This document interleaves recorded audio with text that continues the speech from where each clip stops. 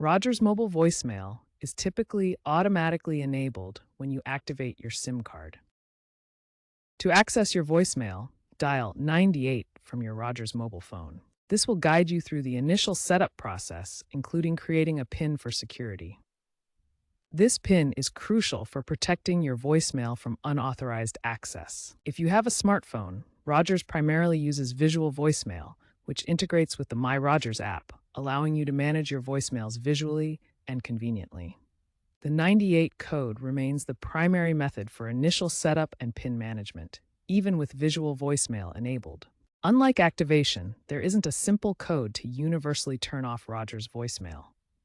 You can manage notifications within the My Rogers app for visual voicemail to reduce interruptions. However, full deactivation typically requires contacting Rogers support at 1-800-ROGERS.